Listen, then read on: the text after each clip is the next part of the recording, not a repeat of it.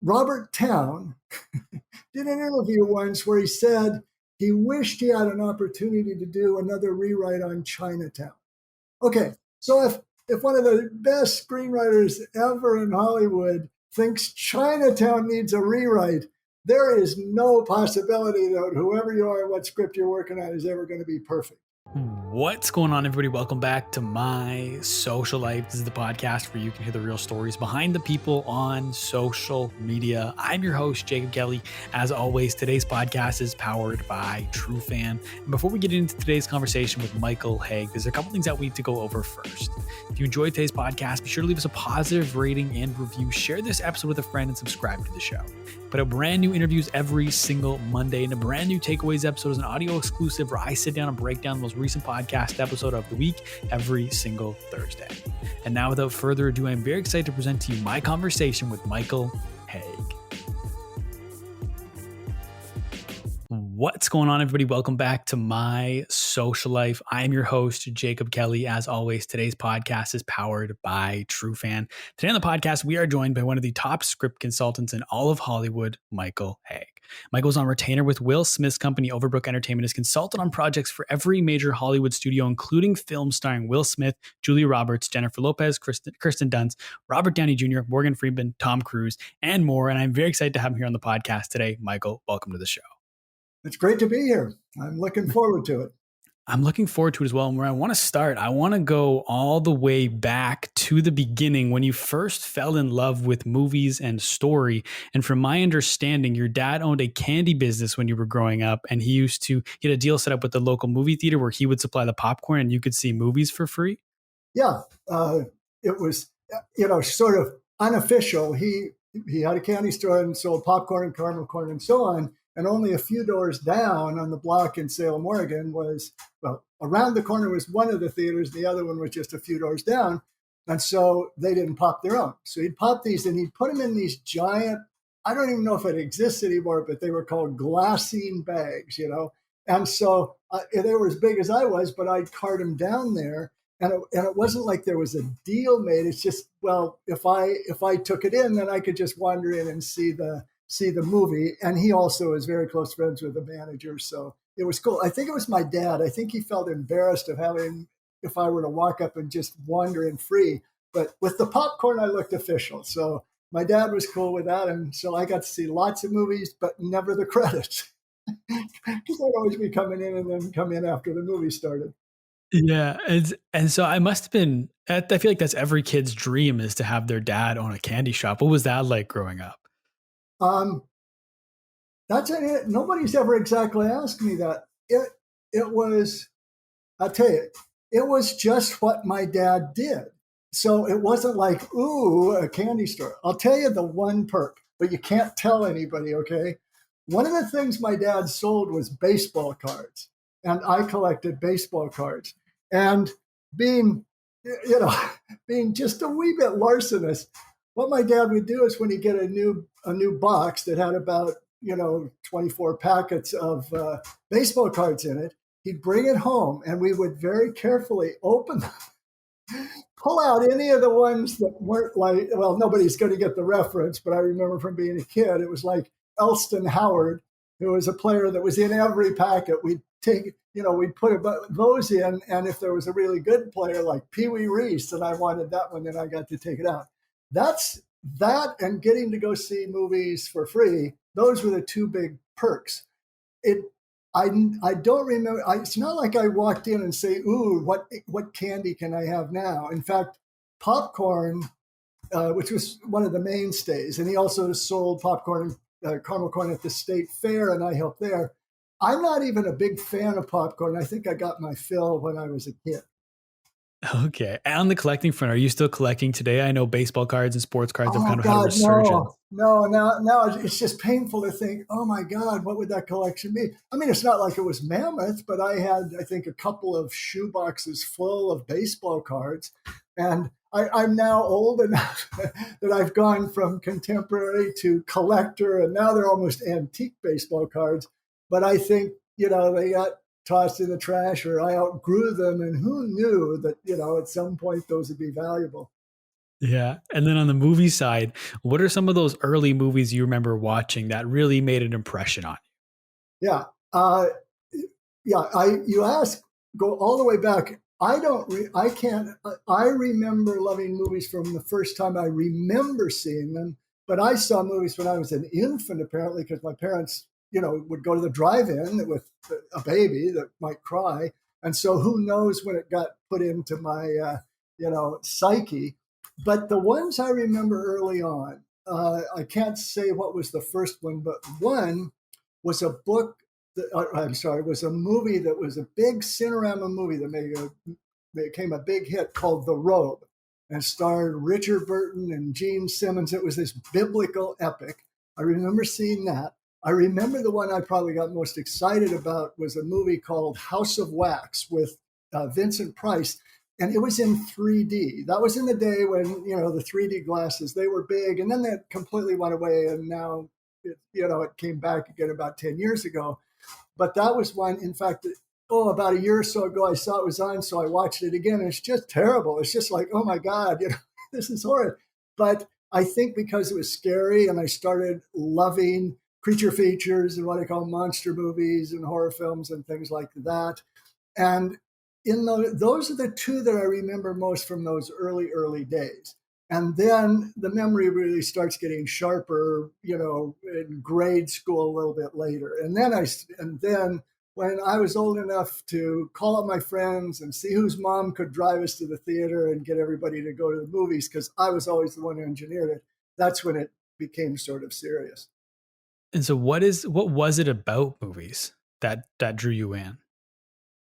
Well, I I can't say from memory in the sense that I just loved going. I mean, I loved it so much that I remember when we'd go on trips, like car trips, and we'd drive through a town en route to Seattle or whatever.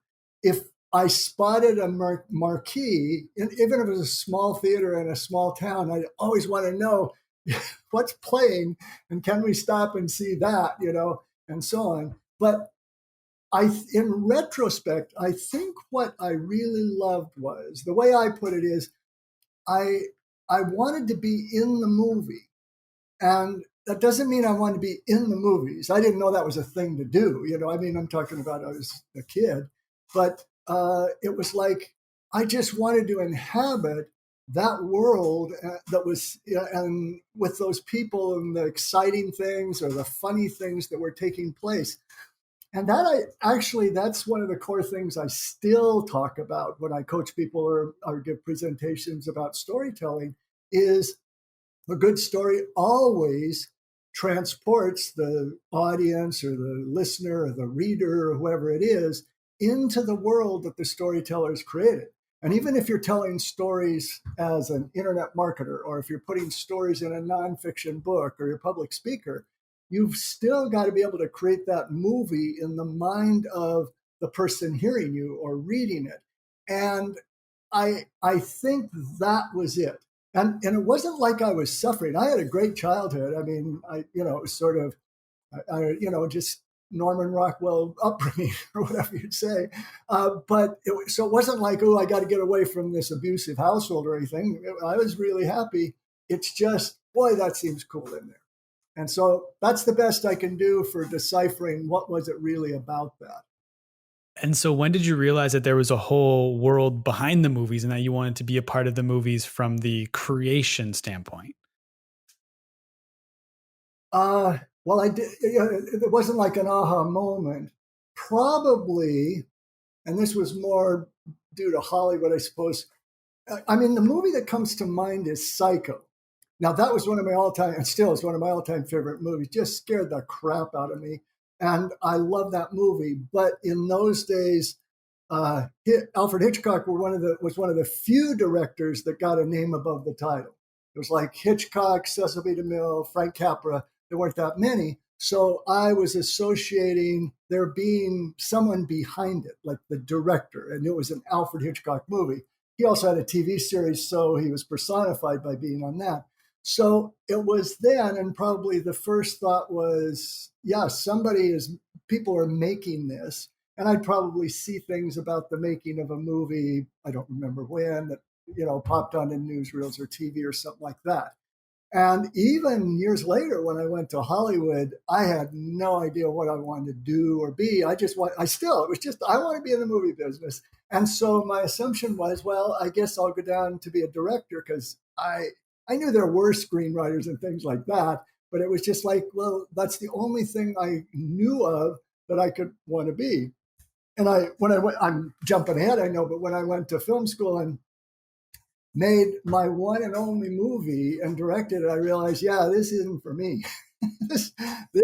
I don't want to herd all these cats, and all the things you have to do. I don't like the technology part didn't interest me. But then I started taking classes, and when they wafted over into the story and screenwriting element, that's when I knew, okay, this is the thing that I like. But it came, I don't know, embarrassingly, but it wasn't early on that I ever even considered that it might be something you can do, to go to Hollywood and be in the movies. And even when I started thinking that, I didn't tell anybody, because it seemed like such a silly pipe dream. I didn't want anybody to know about it and just, say I was silly. And I went on to do other things, started teaching school and all that. Yeah, because so I have it written down here. You went to Oregon and then you went to University of Georgia, right? For your master's in education? Right. And so part of that program was you were teaching preschool students, I believe, was a part of your master's program? Yeah. In fact, yeah, it almost was. It was through the University of Georgia, but I think I've only been in Athens, Georgia 2 times in my life, because it was really in Atlanta. And it was sort of a government school system university combination program. And so I would take classes at, with teachers coming up from University of Georgia or wherever they were from, in this little, because there were only about 15 of us in this program, and we'd take classes. But then every day we would be working in the schools. And in the second year of the program, we had our own, I had my own second grade class that I was teaching with supervision. So yeah, to be honest, this was at the time when there was the draft. And so when I got out of college, to avoid the draft, I had to keep going to graduate school and do something that would get a deferment. And so becoming a teacher, and especially teaching in a low income school that was in conjunction with a housing project in Atlanta, that sort of got me that deferment. I'd always thought teaching might be something I wanted to do. I feel kind of I kind of wonder, the poor second graders I had, I wonder if any of them ever made it in life, because I was just not good. I mean, I consider myself a really good teacher of grownups. I'm very good at teaching grownups who want to be there, not kids of any age or college. I do some college classes, I've done that, but anyone who's there because they want a grade, or the folks said they have to, or they're going for a degree. No, I just like, if you want to learn this, I'm here to teach, pay, and I'll teach it to you. But I didn't know that back then. So so those poor second graders were kind of stuck with me. But I think I heard this in another interview you did somewhere, but you knew even when you were going to teach, like you'd wake up with a knot in your stomach because you knew that this wasn't what you wanted to be doing, right? Right. Now, it wasn't that I woke up with a knot because I really want to be in Hollywood. It's because I woke up with a knot because I thought, I hate this. I didn't like working with the public school system because, authority was, I wasn't a rebel particularly, but I didn't like I was doing something that I was one of those people that sort of had to be there. I knew I wasn't very good at it. It was more work than I really wanted to invest. It wasn't a dream. It wasn't my calling in any way. And had to do it. And so, yeah, and you did. I mention that often in interviews, because the one good thing, but I came away from there with sort of 2 really good things. One, I got a master's degree, which, even though I didn't learn anything with these teachers that were teaching us or anything, but when I got eventually to Hollywood and I started teaching screenwriting, and I called UCLA Extension because I wanted to try and teach. And my opening line was, "Hi, I'm a script consultant." No, it wasn't really that. I'm a development director. This was before I early days. There wasn't any such thing as script consultant. So I call it, says, so I work in Hollywood and I have a master's degree in education. And they loved that because when my name went in the catalog, it said MED, and that gave them, I'm assuming, some kind of credibility. So I got the master's degree, and the other thing I got was an absolute promise that I have kept ever since, and that is never again am I going to take a job or do something that makes me wake up with this level of tension that I just, hate the prospect of going to work. And that's served me well because, every once in a while I get in a situation I might stay too long working with the wrong company or something like that. But mostly I've been blessed with getting to do something I absolutely love for 40 years.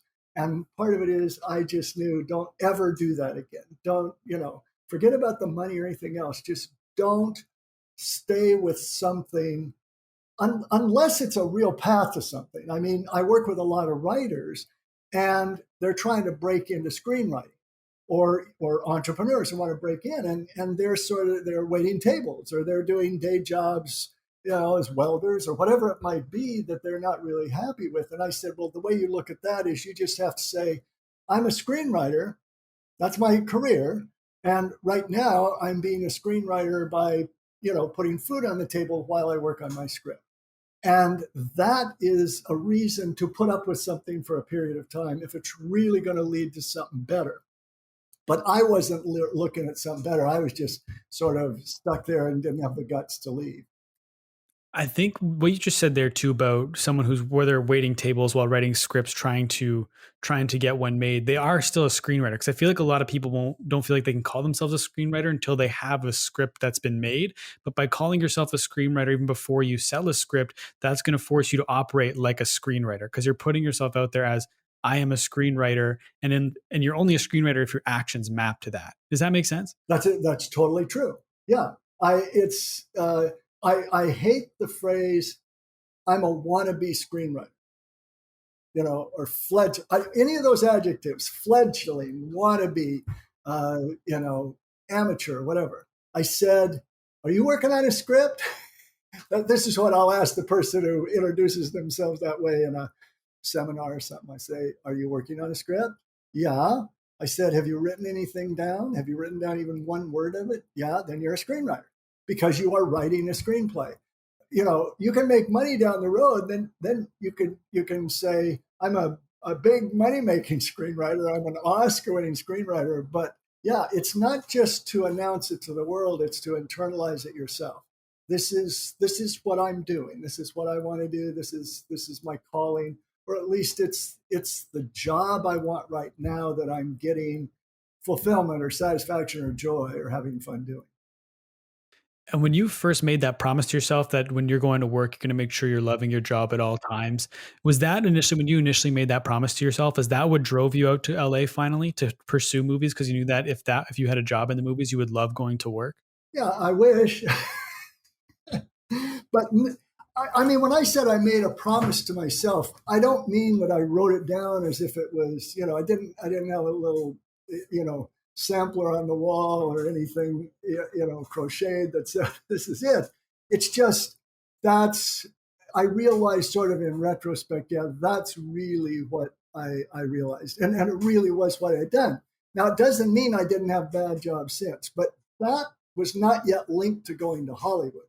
Because I went back to Oregon and then I taught, I had a master's degree and I taught preschool through the Head Start for 3 years in Oregon. I went to Oregon because that's where I was from and I just wanted to go home and be back with my family and friends. And so I moved to this small town called Oak Ridge and I taught Head Start there for 3 years. But then then that ended. I think that program ended. And so I needed to do something different. And I thought, look, if you're going to do this, you better try now because I wasn't attached to anybody. And, I wasn't worried about money. I basically didn't have a pot to pee in, as my parents used to say, but I didn't need it. When you're, hey, okay, if I can pay the rent and get some groceries and eat fish sticks, then I'm doing okay. But it was sort of like, okay, it's time to get off the pot and really try. And so I did. I just went there knowing nothing, knowing no one. I was dating a woman, and this sort of gave me a little courage. I was dating someone who had been accepted into a nursing program in LA. And so I thought, well, I'll come too. And so I went, and our relationship barely lasted as long as the tank of gas that got us there, but it got me there. And then I found a place in Hollywood, this crummy apartment where I was living. I heard about this film school, and then I was in it. Then I was doing it. But really, I was just completely naive and uneducated about it. But I was. And I've always loved it. I mean, from the moment I started taking classes at this little school, there was no grades and no credit or anything like that. It's just, learn from working Hollywood people.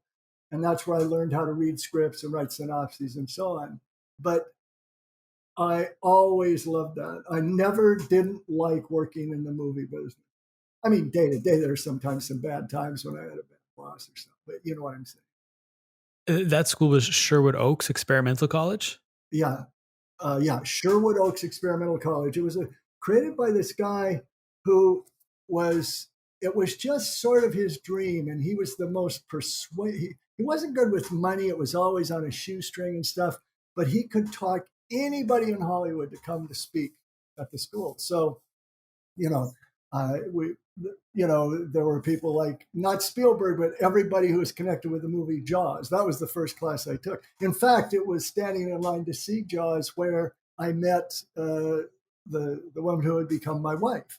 And and that was always sort of a fun story. We met standing in a line to see Jaws, but Clint Eastwood or Ron Howard or Lucille Ball or Jack Lemmon and Billy Wilder and I dozens of people. And he was so persuasive. He'd just say, well, could you come and talk to school? And they would.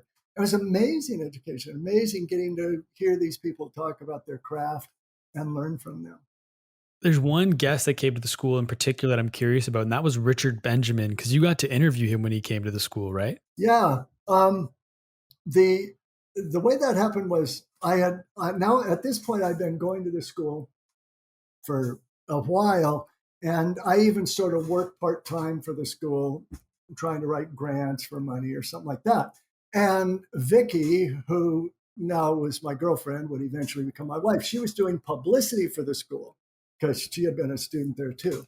And the director, Gary Shusett, the person I talked about who did this, every once in a while he had these conferences, and this particular conference on this weekend was for actors. And he would usually bring these big name people, and then he would interview them on stage. And he had something else he had to do, so he asked me to do it. And it just scared me shitless to think about doing that. In fact, I said to Vicky, I said to him, give me 2 hours before I answer. And we went to lunch, and we sat down at lunch because I said, I don't know what to do because I don't know if I can do this. And I'd never done anything, stood in front of a group to talk or do anything before. So we talked it through. And finally I said, look, or she said to me, I'd seen every one of Richard Benjamin's movies. I think most of the people hearing this probably won't remember who Richard Benjamin was.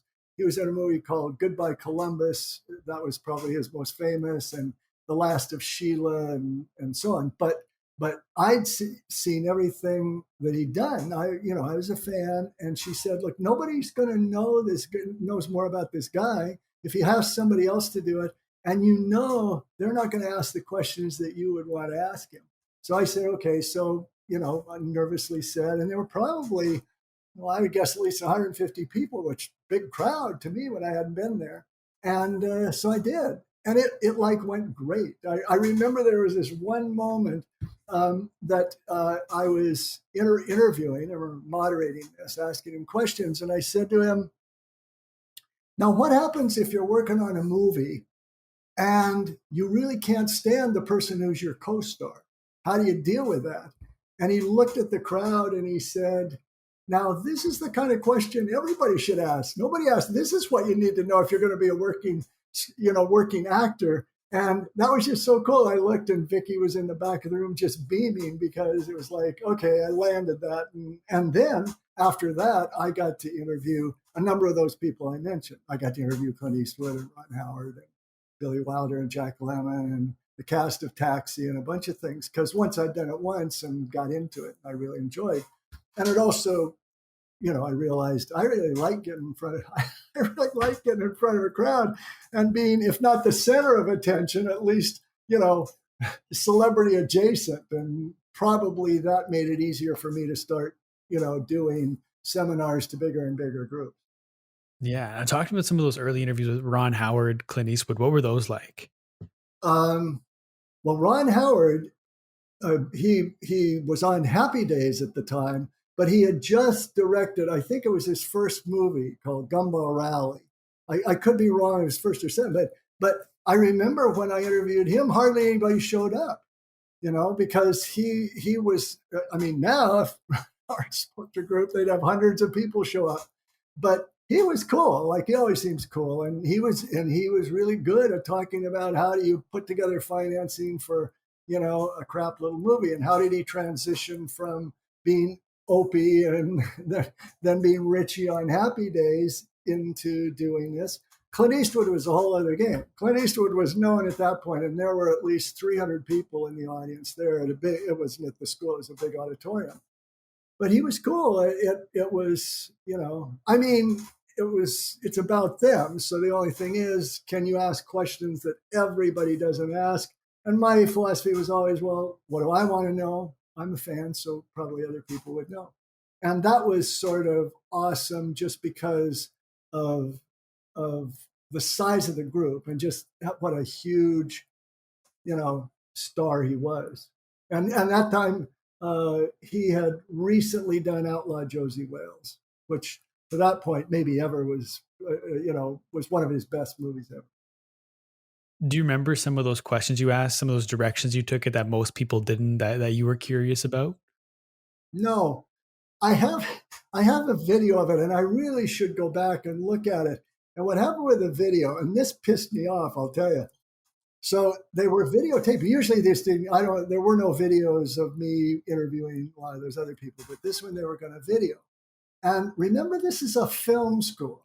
And so you would think they would know to do this. So what they did was they set the camera on Clint Eastwood, and instead of panning or using a two-camera thing so people could see me ask the question, they just kept it on him. So it was like he was on camera, and then you'd hear my voice coming from off camera. Now, I know part of it was ego. It's like, come on, really? But that's a badly shot interview, you want to see the interaction and so on. So I have a video of him being interviewed by me from essentially off stage, but I should go back and see. I think it would probably be difficult because I probably would be embarrassed about what I asked. It was fun at the time, but I'd probably think, oh God, why didn't you ask him this? Or you should have gotten into this. Because, what I do now when I coach screenwriters or novelists, or certainly anybody with stories, internet marketers and all the people I work with in business, my coaching always starts with a lot of questions because I really got to get at what are you trying to do with the story. And I think I would be better at doing that now than I was decades ago. But it was still cool. It's still cool to be able to say, hey, I met Clint Eastwood and I got to interview him in front of 300 people. No, for sure. And then at that school, one of the classes was on writing synopsises for agents. And that's how you got your first job in the industry, if I'm not mistaken. That's exactly right. Yeah, it was called story analysis. And that's just the formal term for being what is known in Hollywood as a reader. And it's one of the few entry-level jobs, really. You can break into Hollywood a few ways. One is just make your own film, or nowadays make your own video and put it on YouTube or whatever. But back then, there was no internet and there wasn't really video. People were still using film. But one way would be to do that. One way would be to be an actor and work your way up and audition and do theater and independence and so on like that. But one way would be you could get a lowly job writing scripts, not just for agents, for studios, for producers, anyone who is sent a lot of screenplays. Now, the people that like those agents and producers and executives, they're really busy. They've got phone lists with 100 names and so on. The last thing they want to do is read a lot of crappy screenplays. So then they pay you to read the script, right? The way I learned it was a 1-page synopsis summarizing it. You'd put your recommendation at the bottom, and based on that, they would decide, are they willing to read the thing? And it was, I was going to say it was a great job. It was a great job. It was not what you call high paying, because I got paid $10 a script for the first agent I worked for. And it took me about a day to read the script, take notes, and then write the synopsis. And even then, even in the dark ages when I came to Hollywood, $10 a day was nothing that was going to make your father proud back home. Like my son is pulling down $10 a day, but it started everything. It got me in the door, and I was good at that. So then one time that agent represented a producer. Producer saw the coverage I gave for a book he was interested in. Then he hired me to be his reader, and then he promoted me to be his development executive. That's just the term for somebody who's now on the receiving end. So now I'm working with writers on scripts, and now I'm the one getting the scripts submitted by the agents, giving them to another reader that works for that producer, and so on. And then that was really my main Hollywood endeavor for the next few years. I worked with several different producers in succession, but then that was around the time, because I didn't want to teach little kids again or do that, but I'd always had in my mind it would be fun to teach this, possibly because I was doing those interviews at the film school a few years before. And that's when I started teaching at UCLA, but then I got the idea that if I could just do a weekend for people who want to be screenwriters, then I could take it on the road. And the first place I went was Portland, and all I said, you don't have to pay me, just pay for my plane ticket so I can come and see my friends and family. I negotiated for more as time went on, but I thought if I could do a weekend seminar, and that became big. I mean, then I started going all over the country. Eventually, I started going not all over the world, but I've been to Europe and Australia and New Zealand and Spain is that, and Israel and Mexico and a bunch of places, teaching screenwriting and eventually teaching fiction, like to romance writers or fiction writers and so on. And that was something I still do. I mean, I still get invited to go talk to groups about storytelling.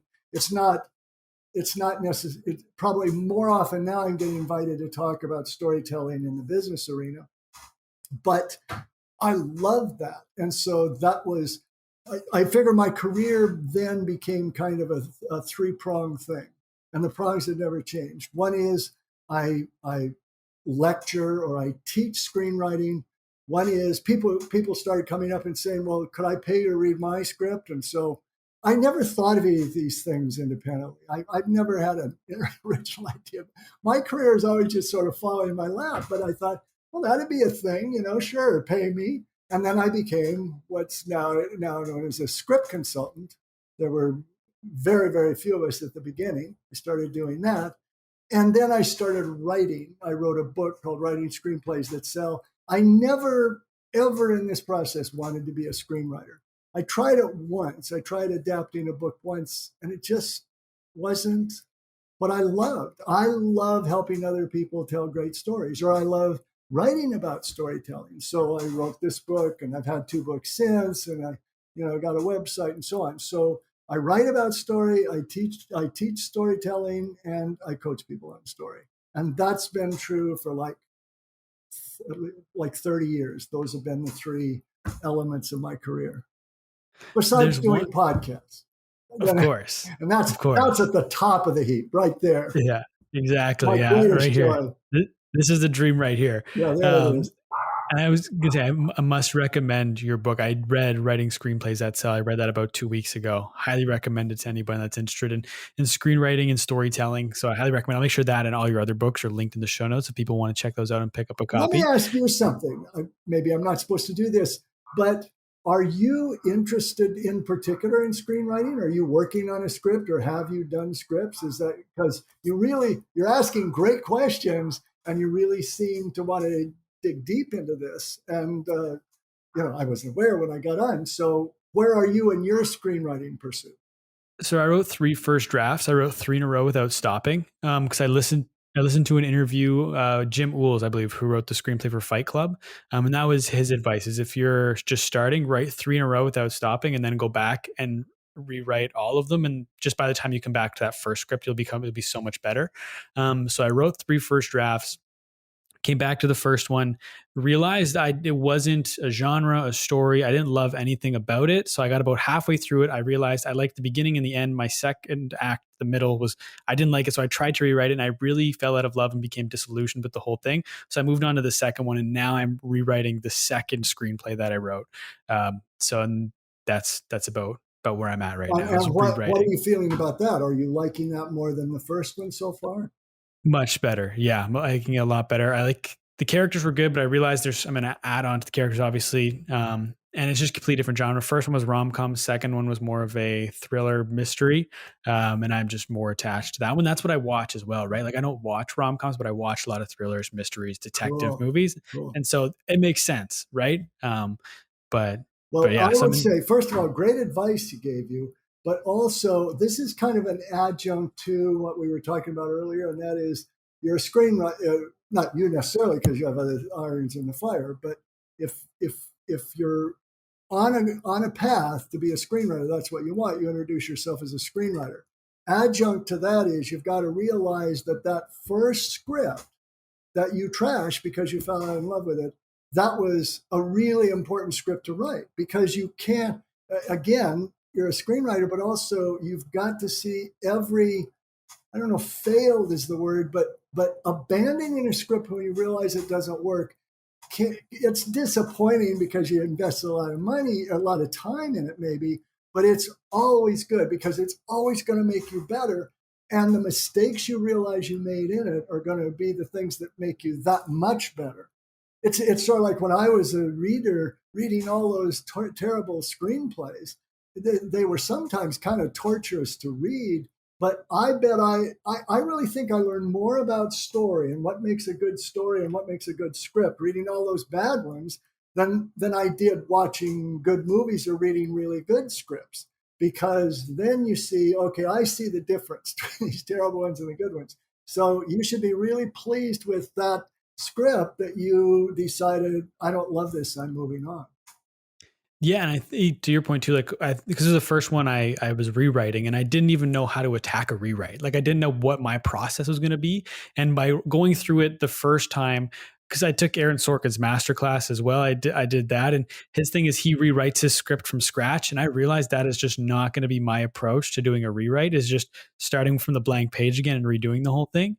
But that's what I tried to do, and just wasn't working, and it was just so I figured out what my process should be for the second one. The second one is going much smoother, and I still think it's going to deliver a good product in the end of it. But yeah, learned a lot from that failure. So I'm not looking at it as just a failure. There's tons of lessons I got out of it for sure. Cool. Yeah. And that's another good thing you learned is when it comes to, there are certain principles you really want to adhere to when you're creating a script, but the process of writing it is whatever you want it to be.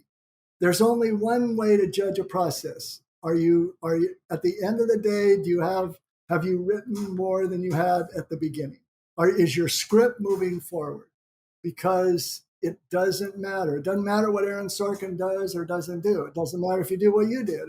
Some people want to dictate it, to somebody or put it in a recorder and have it transcribed. And some people write on a pad and some people just, are on their computer and type fade in and just see where it goes. Doesn't matter as long as you're not getting blocked, as long as you're not stuck for an extended period. If you get stuck, then try another process. Yeah, I got stuck in the rewrite, but during the first drafts, I never got stuck. I kind of just but also it's the first draft, so I wasn't really critiquing myself as I was going. I was just kind of letting it happen and realizing I'd figured out in the rewrite. And to your point about other people's processes, during this second script I'm working on right now, I can tell I was watching all of the Tarantino movies and reading Tarantino scripts when I wrote it, because there's like a whole page of prose in there, and I know that was just because I was reading Tarantino and that was influencing the way I was writing. So I'm going back and I got to trim a lot of it, but but yeah, so that's a little bit of the insight into where I'm at in terms of my whole screenwriting journey right now. Cool. Well, that's Yeah, cool. That's cool. So you're a screenwriter, and good luck with correct. that. You Thank you. you got to let me know, and you got to come back and let your viewers and listeners know how that's going. So every once in a while, check in and say, okay, I'm on the third draft of this second script or whatever, you know. But let me know. Yeah, I'll be eager to hear, because you're 100%. going about it the right way for sure. Thank you. Yeah, I'll definitely keep you posted as I work my way through this. But for people that so like I said, I just read your first book, and so for people that want to get into screenwriting but they don't even know where to get an idea from, what is your advice to people on how to generate ideas? I thought there was some really good stuff in the book. I was wondering if you could share that. Gosh, you read the book more recently than Fair enough. you know, a couple of years ago we released the 20th anniversary edition. Now I rewrote it for the 20th anniversary. Um, uh, so let's see. Well, let me do it this way. What do you remember that I said in the book that stuck with you? And then I'll expand on that. I'm not trying to dodge the question, but what did you read? You remember reading in the book? You thought, oh yeah, that's a good way to do it. I haven't thought. Was there anything The like that? two the two that stuck with me or that stood out to me most was, one was news headlines. And it's not necessarily like reading the news story and be like, I'm going to make a screenplay of this news story. It's reading the headline and then coming up with the story that could map to that headline in your head and then writing the screenplay based on that. I think it was The Karate Kid or something was similar Yeah, to that, where he read a story and that's how they came up with that one. And the other one was to take two movies and kind of, or two movie ideas or something like that, and combine them. Or if you're watching a movie, you think, well, what if they did this instead? And kind of letting popular movies, but putting your own spin on popular movies is another way to generate ideas. And I know obviously some of them is personal stories, but that can be a fine line to walk between telling an engaging personal story versus a story you think is engaging because you actually went through it. But those are a couple of the ones that stood out to me from just reading the book. yeah, that's great. In fact, you can combine those too. You can take two headlines from two different sections of a newspaper and that seem absurd putting them together. But you want sort of absurd. When you're brainstorming, you don't want to edit as you go. Just okay, so or you know, if you say, well, I loved uh, Godzilla versus Kong and I loved Mayor of Easttown. Those are just okay. I, I'm not exactly embarrassed. I wanted to see. First of all, I didn't see it in a theater. It was one of the first ones I played, but I got it. I said I got to see what they're doing with Godzilla and King Kong, and I saw him. It wasn't pretty, if me. And I love Mayor of. That's a HBO miniseries with Kate Winslet, and that's a very very dark. It's actually a murder mystery, dark, but it really digs deep into the characters and the problems they have and the pain they're going through and their history and so on like that. So there's opposite as I could come up with. Okay, so put those together. Well, first thing that comes to mind is I don't remember off the top of my head a murder mystery tucked inside a creature feature, a horror film, And if you just said that, if you just said, well, what if someone was investigating a murder and the more they investigated, the more they thought, now this is horror films have done this, of course, then they find out it's a vampire or something like that. But there might be a different way to go with it if you did that. Or what about an animated film, about Godzilla solves the murder? Now those are two of the worst ideas you've probably ever heard. But that isn't the point. Is to start brainstorming, and maybe none of that would go, or maybe I'd forget Godzilla altogether and say, "But I love murder mysteries, so what could be different there?" So yeah, that's it. And another thing you can do is if you can't start with a log line, start with a character. In other words, say, okay, what character can you think of that would be really fun to explore? We say, well, I've always wanted to dig deeper into somebody who works on a road crew, that drives one of those things that, with the big rollers that does that. I don't know what made me think of that either. I'm just brainstorming. But if that's what you wanted to do, then just say, okay, why does that character interest me? What is it I'd like to look into? What about their life? And then what you always want to do if you start with character is say, okay, what is the biggest obstacle you could put in front of that character? Meaning, and to do that, you're going to have to figure out what is the goal that character is going to pursue in this. So what if it's that guy and his daughter wants to get married? It's going to cost a lot, and the man she's going to marry is somebody who comes from a very wealthy family. Now, that's been done before, not necessarily about somebody who drives the cement truck. But anyway, you do that. So start with a character that you want to explore, and then just start brainstorming, well, what might a goal be? But more than that, what obstacle would you want to throw in that character's path? And another way you could do it is, you could do the opposite. You could say, what is some really horrible thing that might happen to somebody that would be emotional? Because emotion, which you're trying to create, grows out of conflict more than anything. So just a what if.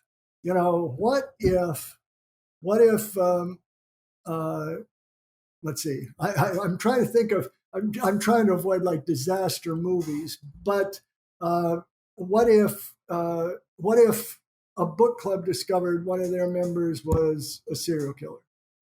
Okay, the serial killer is kind of tried and true and cliched. But what I mean is, you don't know who the character is going to be at all. You just know the situation or the obstacle. What if there was a vampire? What if there was this monster? What if there was this kind of killer? What if there was a love triangle? Whatever. And then you figure out, okay, this is what I want to explore. This is what the goal is going to be, like that marriage. What if you wanted to write a story about rich guy, working class woman, upper class guy, or whatever? Okay. Then what you want to ask yourself is, okay, to come up with a character, ask, for whom would this be the most disastrous thing that could happen? In other words, you've got this idea for a conflict. So if the someone to win a bet has to marry, has to be able to get proposed to within X amount of time. Don't do that. That just sounds like a really, really bad, rom-com or something. But if you said that, well, you probably say, well, either you don't want it to be somebody really rich, because it'd be easiest to get a proposal because you could just run into a gold digger, or maybe you do want it to be somebody rich because they can't accept a proposal from anyone who's not working class. Now, I'm just going to town, taking up. You might want to cut some of this out of the podcast, but this is sort of how you do the process. It's just you keep asking what if. You start with any one element of the story you're pondering, and then just say, what would be the other elements of character, desire, conflict that you could come up with that would heighten the emotion?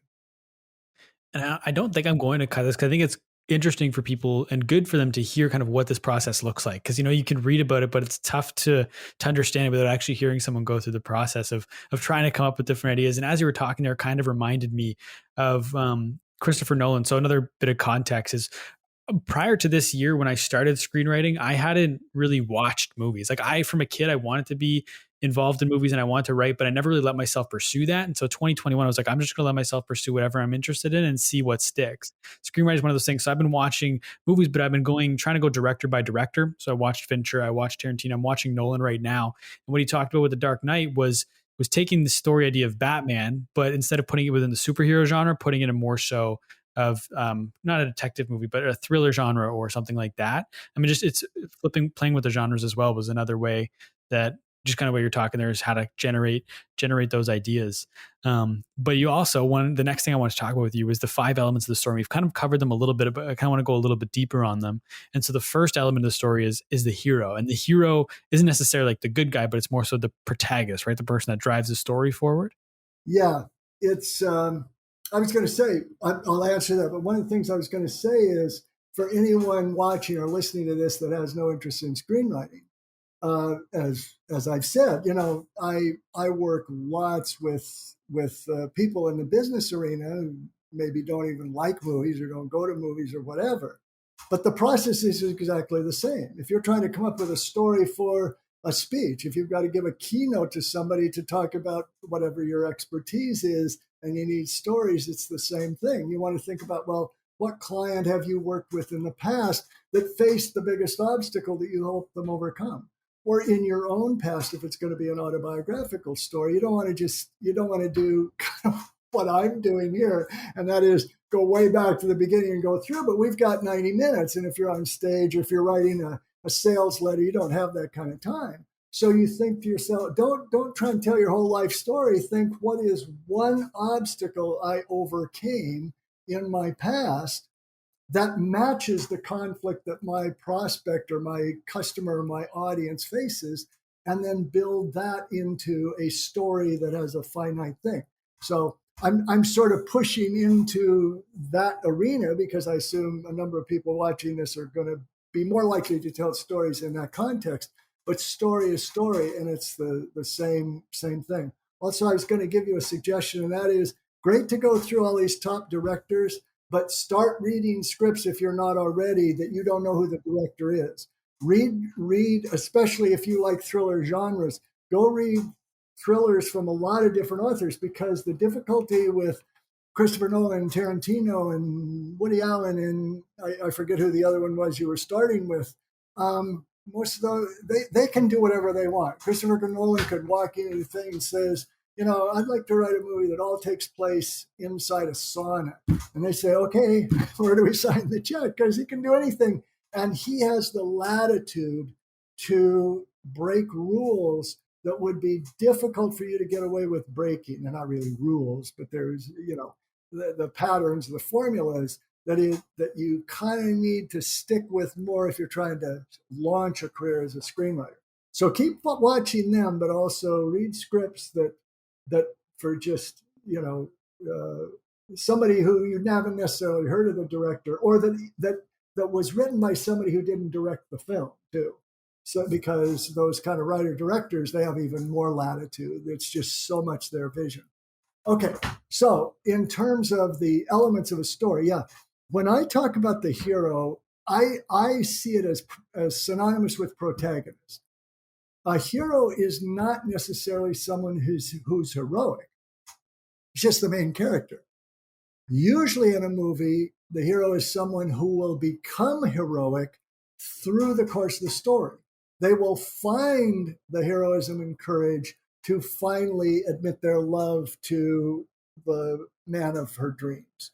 Or they will find the courage to go up against the serial killer and stop them, or go up or stop the alien invasion, or solve the murder, or just, if it's a, sort of more just dramatic thing, not a genre kind of piece.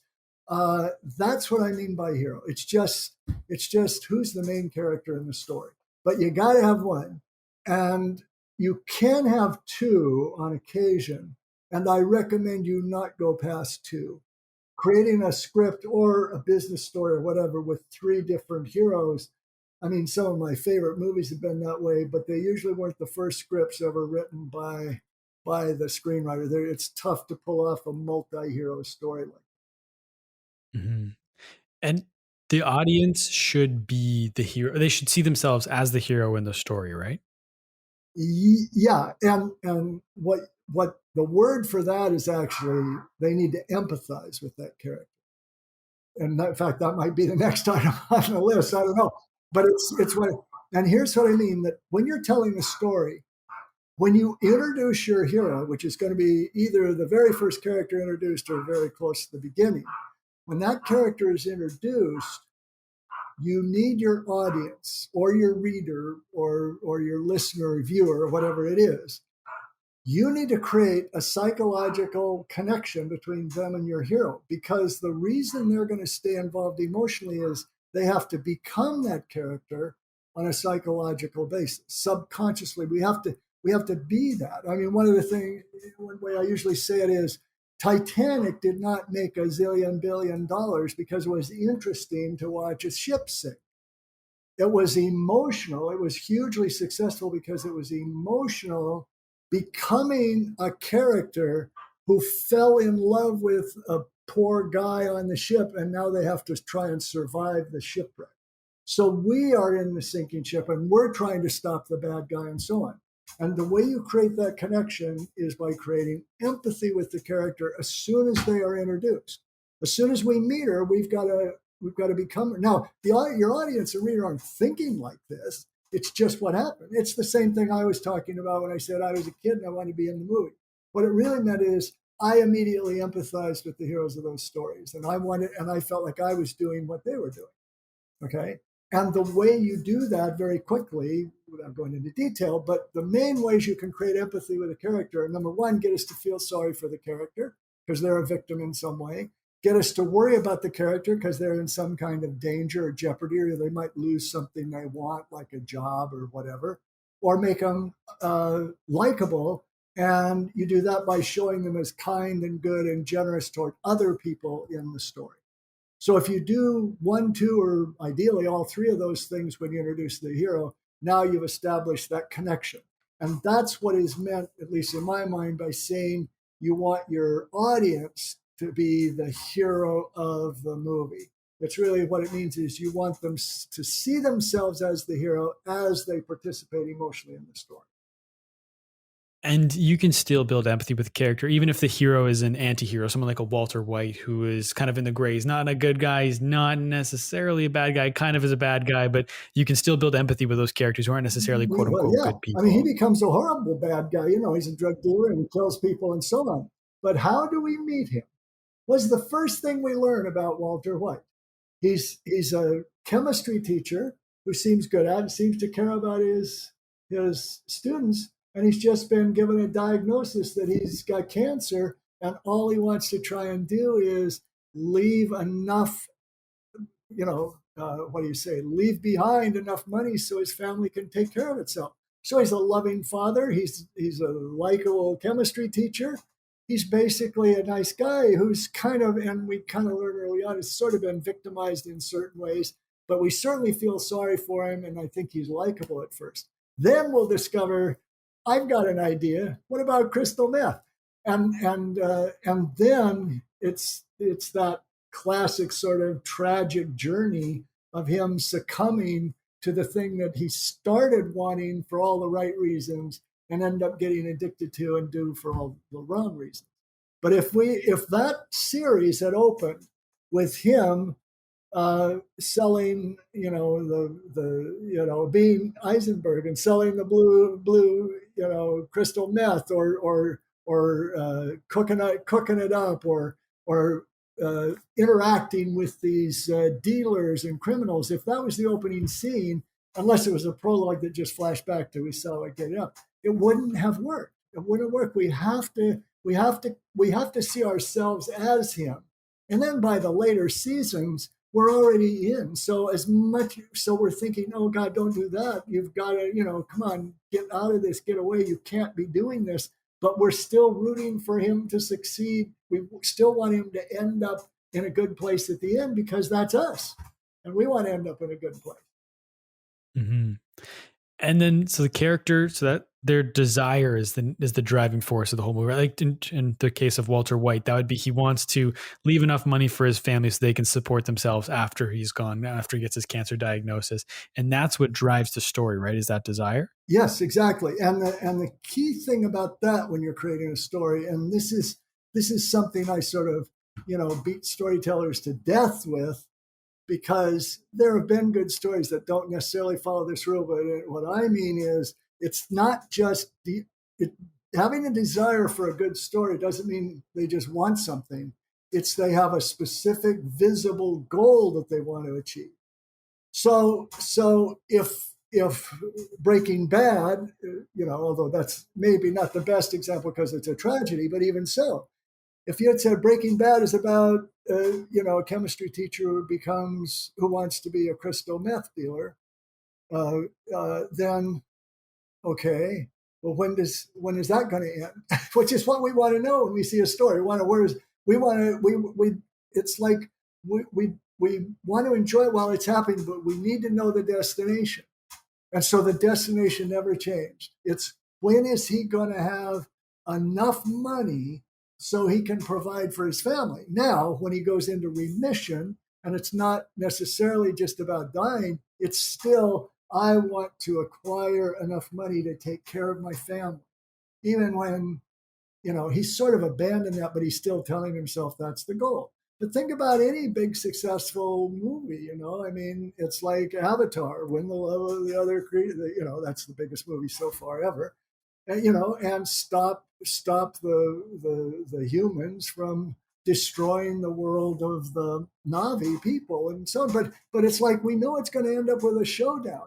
And so having and not just in movies again, this is in any kind of story. So if you're telling a business story, this is one of the reasons you don't want to say, well, I went to school here and then I got this degree and so on, because this interview is not one single story. But if you're on the stage or if you're writing the about page for your website, if all you're going to do is say, well, I did this and then this and then this and then this and then this, which is what is the instinct, the way you want to do that is you want to start at least by telling a single story about what you accomplished, or just tell the story about how you accomplished the thing that made you an expert that is the basis for your website. And by visible, I just mean when we hear what the goal is, we can picture it in our minds. And if anybody else hears it, they're going to picture exactly the same thing. So if I say Independence Day is about a group of people who have to destroy an alien invasion, we may not know what the flying saucers look like, but we can picture, okay, I get a big battle at the end, aliens versus humans. And now we know where we're headed. Now we're on a journey where we know what the destination is. And what makes the desire compelling? How do you make that goal compelling that someone will want to sit through and see it to the end, to that visible finish line? The conflict. It's the obstacles between the hero and achieving that goal. Because that's really it. I mean, the reason that there are genres, like you said, you like thrillers. I think you said mysteries and thrillers. Well, the definition of a thriller, the thing that makes it thrilling is whoever the cop or the witness or the innocent bystander or the kid or whoever it is that's the hero, the main character, the thing that makes it a thriller is somebody is trying to kill them. Occasionally you could say they're trying to get away with a bank robbery, and so it not necessarily, and so that's the goal is, what makes a goal compelling is that the built-in conflict. So then the goal becomes to get away from a killer, or to get to safety, or to rescue the child from a kidnapper who's threatening to kill the kid. Okay, it's always the obstacle that has to be overcome to achieve the goal. That's why, because if you think of so let me, I won't go in detail, but think of the King's Speech. Okay, what made that $100+ million movie that won the Best Picture Oscar? It was about a guy whose goal was to give a speech. That's boring. And I give speeches, but just the idea of, okay, we're going to watch a guy give a speech. It's like, okay, I could go to the, Toastmasters and see a meeting and do that. I'm not going to pay $15 for that. No, it's a guy who wants to give a speech because he's becoming the King of England, and he has a horrible stammer, and he's got to give a speech. We realize eventually that's going to lead the country into World War II. Okay, all I did is I just added all the obstacles that Bertie has as we go through his goal, but the goal doesn't change. The whole goal of that movie, even though we learn a lot about his life in the past and so on, his goal is very simple and singular. He wants to give a speech without stuttering. Is conflict and the stakes or the risk, is that the same thing, or are those two different things? Yeah, those are two different things. The conflict, it's like the three things. The goal is what the hero wants, that visible endpoint, the finish line they want to cross, and we're rooting for them to cross. That's the goal. The conflict is whatever stands between them, either the outside forces of nature, other characters, or the inner conflict of their own fears and their own misgivings and their own shortcomings and weaknesses and so on. A lot of inner conflict comes up for Walter White, that he's in denial about and so on. Okay, the stakes are what does the hero stand to lose if they fail to achieve the goal?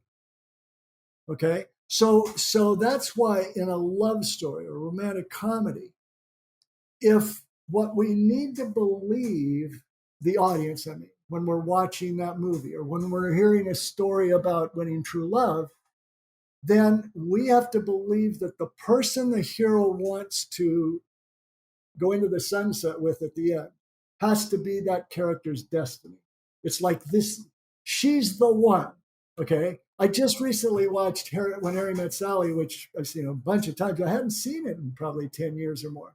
It's still just, it's not dated at all. It's just a great movie. But anyway, it only works, at the end when he's running to try and get her back on New Year's Eve. That whole movie only works if we believe that they are each other's destiny. And if they don't end up together, their lives will never be fulfilled.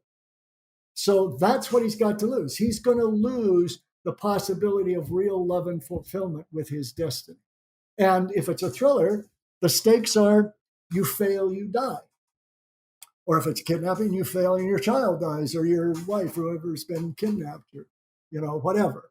And same thing if it's a horror film. Only there, the obstacle is that some evil presence or evil creature or something like that. And if it's a competition movie, any sports movie, that's why most sports movies end with the state championship or the Olympic race or the final round of the golf tournament or whatever it might be, because you stand to lose the glory, or the stakes are you fail to do this and you're never going to be the best, or you're never going to be able to have enough money to keep playing golf or whatever the stakes. So what do you risk? What the stakes are? Whatever the hero is risking in going after this. And when it comes to conflict, should your aim to jam as much conflict into the script as possible, just put as many obstacles in your character's way, or do you want to make sure the conflict truly makes sense to what they're pursuing? Yes and yes.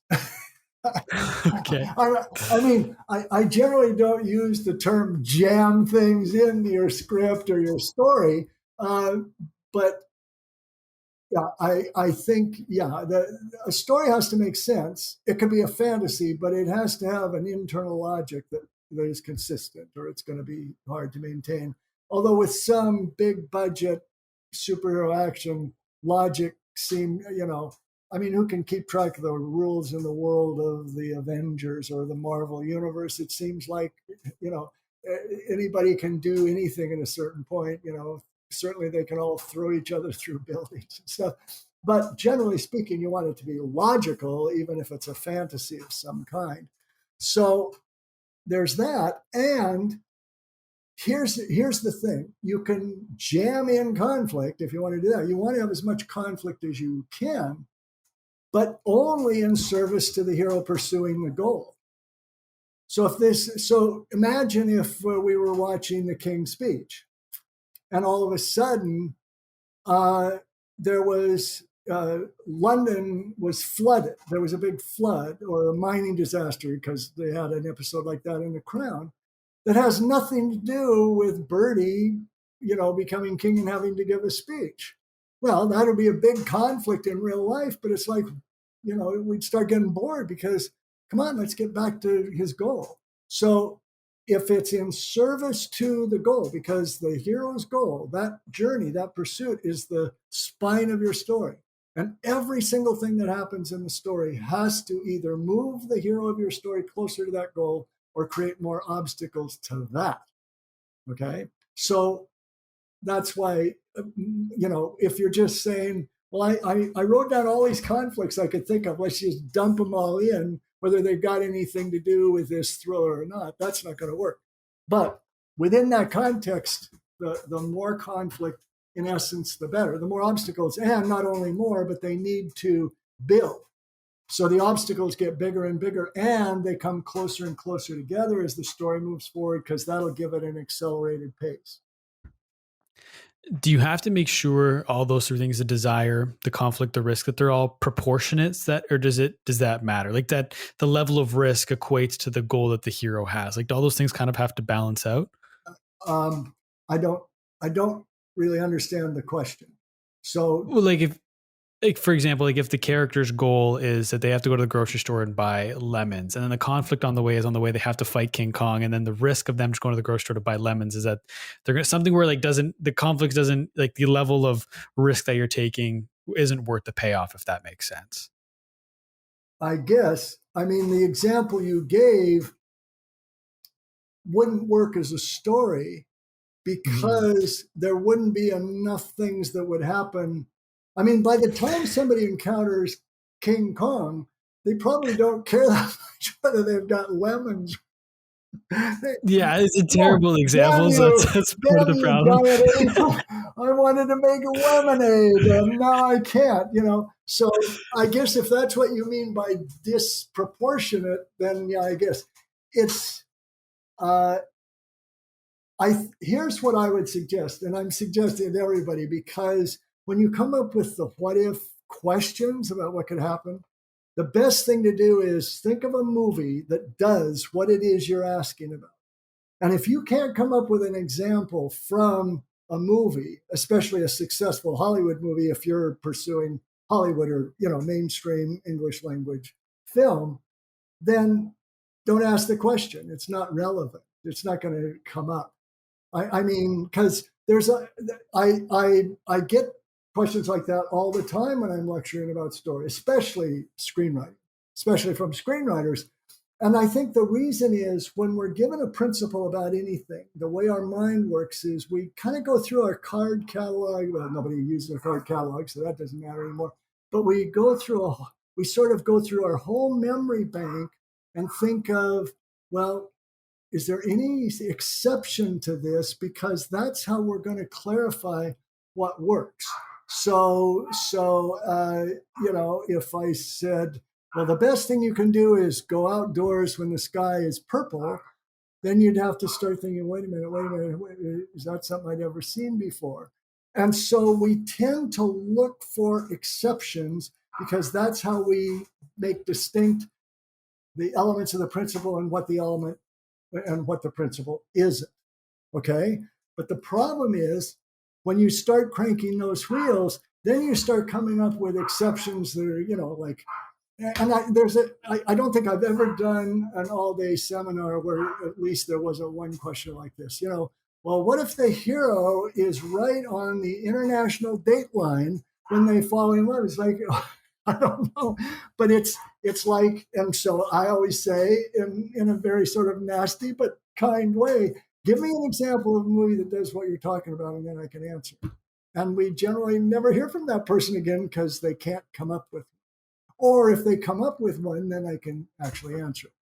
But I've never heard about King Kong preventing someone from getting lemons. So you may be onto something there. I mean, I don't know if I'd go that far. I think thinking of an example on the fly is clearly not a strong suit of mine. But one thing I will say is, after reading your book and just working on the craft of screenwriting, I watch movies differently now. I understand kind of what people are doing, and like I watched Eighth Grade this past week, and I don't know if you've seen that one by Bo Burnham, and I enjoyed the movie, and it brought me back to eighth grade. They did a very good job of recreating the eighth grade environment. But I'm watching it, and the entire time I'm thinking, I don't understand what the character's outer motivation is. I don't know where we're going in the story. And like I'm just from reading your book and studying everything, it's just, I'm questioning things in the screenplay that I never would have questioned 6 months ago. And I just think that's really interesting. And one thing that I had also noticed too when I was reading the book is I'd read something about whether it be character motivation or different things like that, and it would spark something in a screenplay I'm working on, and I'd have to close the book and I have to write this idea down before I lose it. And I'm curious with that in mind. One thing that I noticed, specifically reading your book, was when it came to character arcs. I found I wasn't sure if my scripts had character arcs, but it was through reading your book. And as I'm reading it, I'm questioning everything I'm writing in my head while I'm reading your book at the same time. And I was developing my character arcs after having written the screenplay. Like I realized there's a character arc there that I didn't write intentionally. Is that normal, or should I be writing my character arc as I write the screenplay the first time? The operative word there is should. Yeah. No, you should not. the question asked is if. If you have a character arc in mind, write it. If you don't worry about it. Character arc, the going deeper into the character is usually something that will happen throughout the process, and you'll get deeper and deeper into with each draft. You saw this in the book, I know, and it was also in the dedication, but my father-in-law named Art Arthur was a screenwriter since like the 30s. He used to say the number one secret to success as a screenwriter, and this means storyteller of any kind, is don't get it right, get it written. In other words, just with that first draft, just get that sucker down. I'm in the finishing stages of an online course that's going to be announced later, and this is an online course for storytellers who are using story to persuade people to take action in any arena. Okay, and one of the elements of this course is I have a lesson or a section called the 30-minute first draft.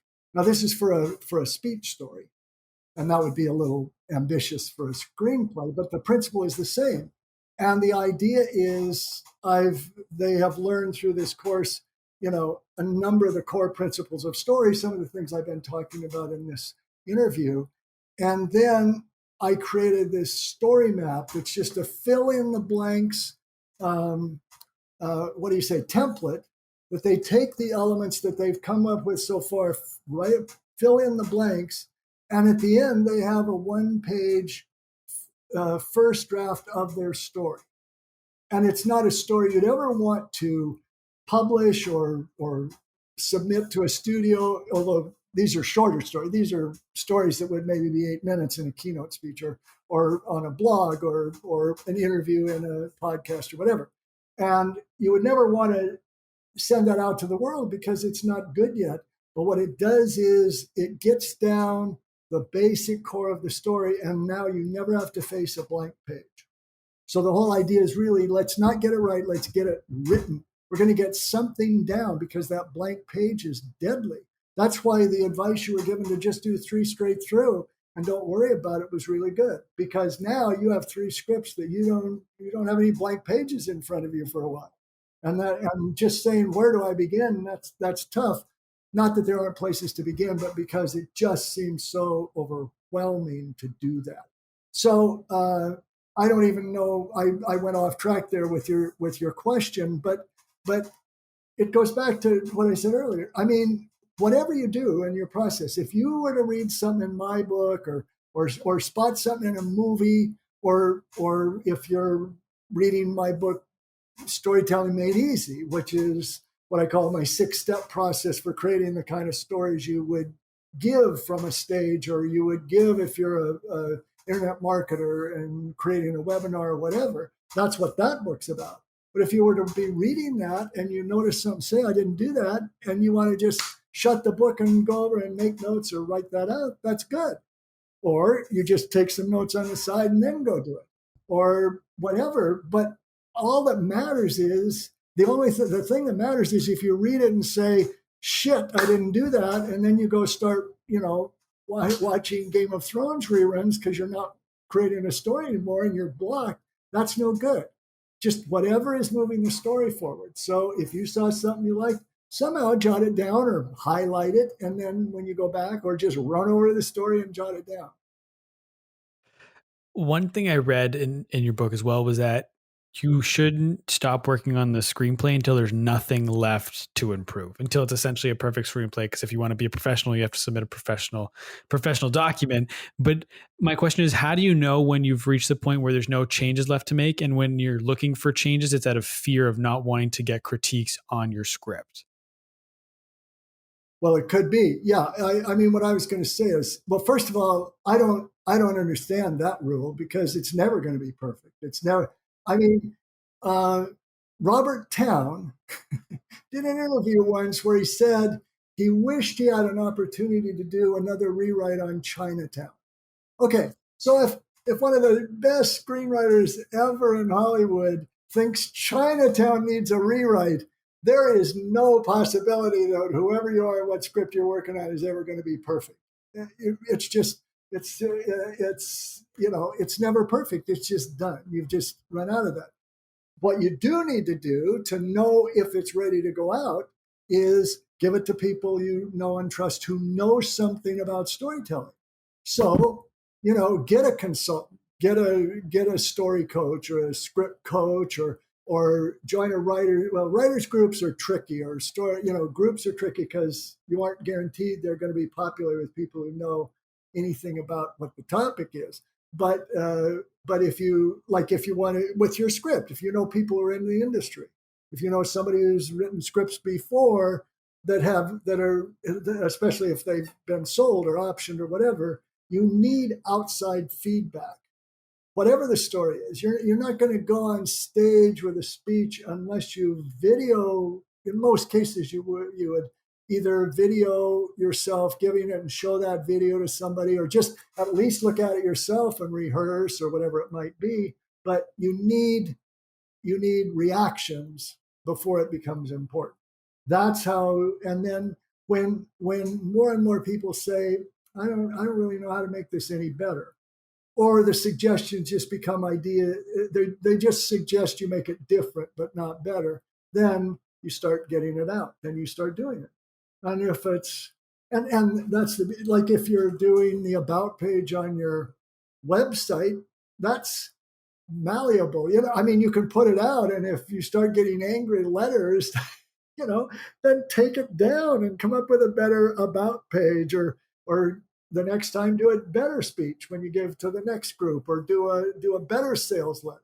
I mean, that's the whole idea in business. You just want to keep molding things and so on. But it's never going to be perfect. It's just either there's a deadline that has to be met and finally it's met and you move on, or because you don't want that. You don't want to be working on the same script for 5 years. And there are people who get stuck doing that, but that's kind of a form of block in a way. And you want to get it done. And even though you may not believe it, you have more than one story in you to tell.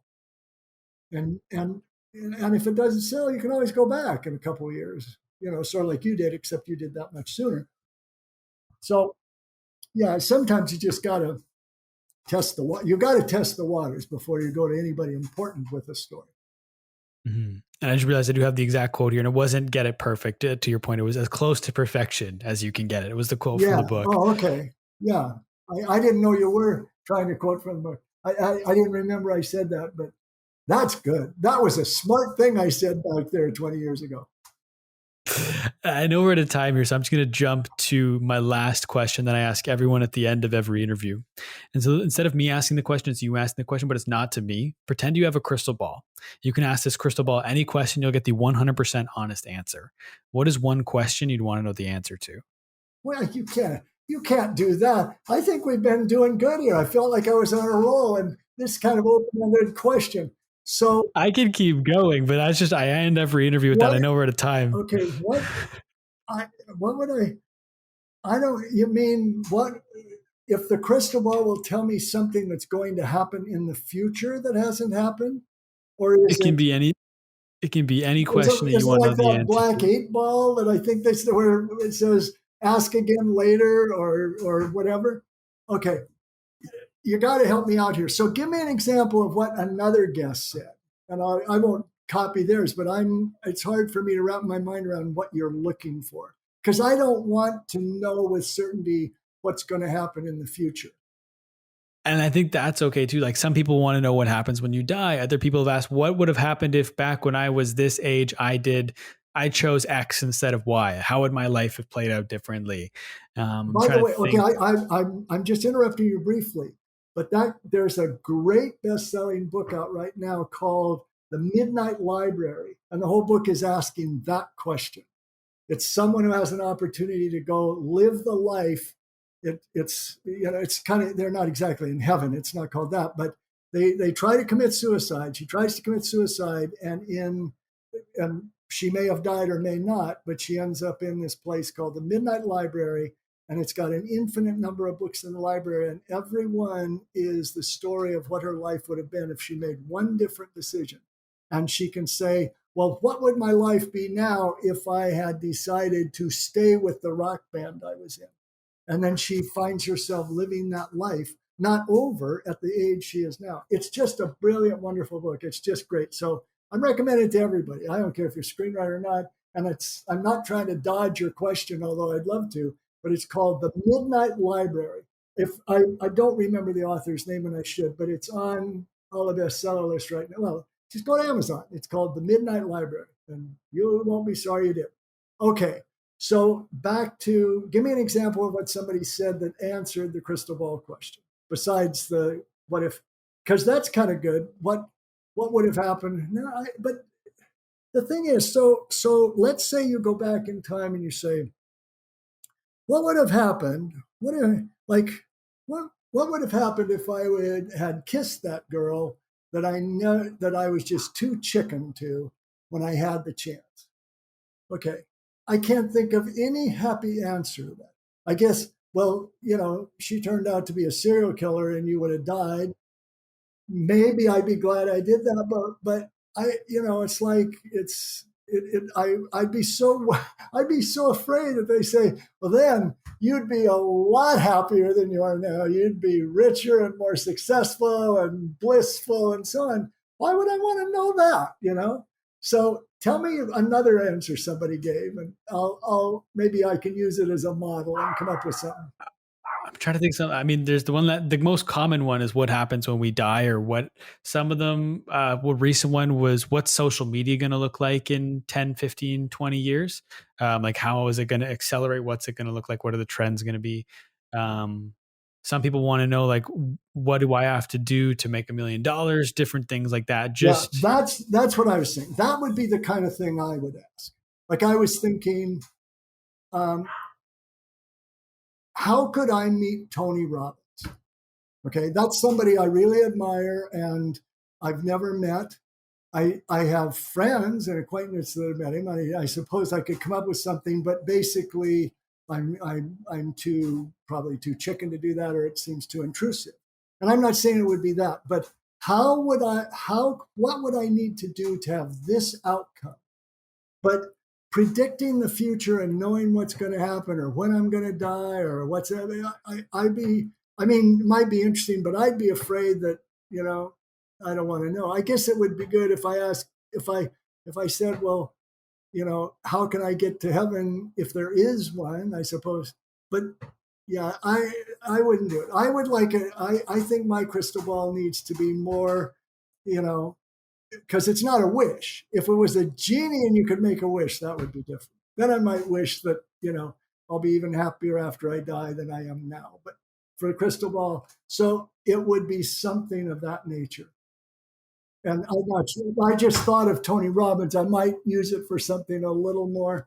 I've got this new course coming out that is really on my mind. So how can I get that course in the hands of 1 million people that would be able to change people's lives with their storytelling? That would be cool. That would be fun. And I could do it or not. I must say, I appreciate the amount of thought that goes into this question, because I feel like I'm never the one that answers the question. I'm totally okay with that fact. But like, I feel like I would approach it the way you would, where I would think about all the different possible outcomes of all the different questions. And it always bogs my mind. Some people just spit out an answer and I'm like, how do you not think about the ramifications of once you get that answer, what that actually means? So I appreciate the thought that you're putting into the question you're asking. And the other thing too, with the new course, when is that coming out? Where can people find the course? What's all the details of that? Well, it's a secret. Don't know. I haven't. No one's going to know.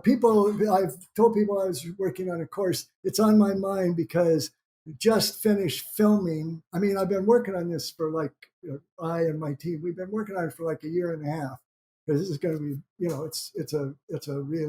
it's really good, but it's very comprehensive. So it's got 7 modules of different aspects and 4 bonuses and stuff like that. And it's called Hollywood Story Selling. Okay, so I can give you that. And we don't know when the launch will exactly be. There's things to still be done, and we're going to try and time it at the right time. So I would say it'll probably initially be announced late summer with an eye on releasing it after Labor Day. All right. So I think that you have, or you're going to post. There's a free premium that people can get if they watch. Do you have that, or there's an ebook that I created that goes into great detail about the 6-step success story process I use for business people. And it also gives an example of a story I wrote for a client and examines that. And people can get that for free. And do you have the links in front of you? I don't know if I have the links, but if you send it to me, I'll make sure it's in the show notes and the description so people can just scroll down. I'm going to tell you what it is right now. So if anyone wants this, you go to my web. First of all, you put in my website, which is storymastery.com. Okay, that's my website address. If you just go to storymastery.com, you're going to have a wealth of articles and information on both screenwriting or writing for business, either one. Because there's probably by now more than 50 articles on different aspects of screenwriting and so on. So I strongly recommend, and they're all free and so on. So you can just see what I've said. And it talks about my coaching and how you work with me on your story or your script or whatever, and so on. But if you put storymastery.com/numeral 6 steps, so numeral 6 STEPS, then you will have, you'll put in your email address and you'll be able to download this ebook I have that lays that all out and gives you examples of it and so on. Now, as you can tell from my talking, the approach I take to storytelling for business is to take all the Hollywood principles I've been learning for 40 years or whatever and applying them to that. So it would still have an overlap there. And also, but the reason I said you should do that if you're interested in this course is, obviously, if you're on my email list, which you would then be, we're going to announce it to my list before anybody. And also you can join, or then just if you just go to the thing, if you go to the website, the other thing you get to see is because you mentioned it, but there's an interview I did with Will Smith on the homepage. Not that I didn't interview him. The two of us together were interviewed by somebody else about story. And it's a great interview, mostly because it's got Will Smith in it. He's brilliant talking about story. And it was really fun for me because we worked together a lot, but I mean, I had consulted a number of things. So he knew how I worked and we sort of teased each other and stuff like that. So anyway, it sounds like I just made a big, long plug, but that was all a long way of saying you'll find out about the course and you'll find out a lot more about storytelling and my approach to it. Awesome. Well, make sure it's all linked, like I said, down the show notes. Is there anything else you want to direct people to? I'm going to give you the floor as well. Anything you want to plug? Anywhere else people can find you? I've mentioned my course that comes up. You mentioned writing screenplays that sell. If you're interested in screenwriting, that is what I go. And if you go to the website and go to the store, go to the product thing, you can order it. You can actually get a signed copy of the book, or if you want that, but you only get the signed copy if you go there. And I have another book on pitching, but that's sort of down the road. And if you're interested in the business, that book is called Storytelling Made Easy, and you can get that as well. And so you would just pick the one you want to get for that. So I've directed it to those books and the upcoming course, and my website talks about my coaching.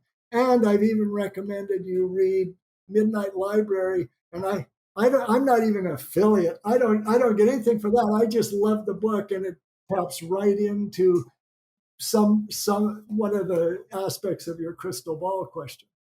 So I think we bombarded people with enough information and enough of a pitch. Just start with my website. That's good. But this has been fun. It's been great. you can we can say, you don't have to leave, but we can tell people that my big nervousness about this was we were going to be talking about social media because that's what the description says about this. And I thought, well, holy crap, I don't know anything about Facebook or any of them. So this is better. This is what I like to talk about: movies and stories and successful business and so on. Good. I'm glad to hear that. It's been fun for me as well. It's also fun to talk to someone about story using the language of story, because all the people in my life, no one else is writing. So when I talk about what I'm doing, they nod and they kind of understand, but I can't talk about it the same way as someone obviously like yourself who knows far more than I do when it comes to story. So it's been fun to be able to talk about it in that language, talking about story. Well, it's neat. It's been fun because you're working on scripts, and that's been cool because then I could give you a little coaching, but then, same for me. So you're asking questions that really are apropos because you've encountered these things as you're working on it. So good luck with the script, all of them, but the one you're focused on right now, the thriller, that sounds good. And just keep going. Just keep going and just keep having fun with it, and it'll get there. That's the biggest thing, is as long as I'm still having fun with it. And thanks to everybody who stayed. I mean, this has been going, an hour and 45 minutes or something. I'm rarely such a long-winded guy. Anybody who sees this, who knows me, knows that's not true. I just love to talk, so that's not surprising. But thanks for sticking it out. Thank you, Jacob. I really appreciate being here. Oh, my pleasure. And thank you once again for taking time to be on the podcast. I have 1,000,001 other questions I could have asked you, so maybe we'll have to have you back on here one of these days. Okay, but I'm fine. Ask me back, and we'll do it more. Or you can tell you when we come back. You can pitch me your script, and I'll tell you about that. We'll talk. There we go. And I'll make sure I've read the Sell Your Screenplay in 60 Seconds, so I'm prepared to do that 100%. That'll be a blast. But no, thank you once again for taking time to be on the show. It means a lot to me. Again, an hour and 45 minutes sticking through this marathon with me. It had been an absolute blast. But I want to thank you, and I want to thank everybody for listening, whether you've listened the entire way through or you only listen to bits and pieces. I really appreciate taking time to check this out. Everyone, do me a big favor. Go and check out Michael's website. Go and sign up for his email list. I'll make sure everything's linked in the show notes down below. Like I said, if you'd like to follow me, you can find me everywhere on social media at the Jacob Kelly. Feel free to come and say hello. My DMs are always open. As always, today's podcast is powered by TrueFan. Thank you once again for listening, everybody. We'll talk soon.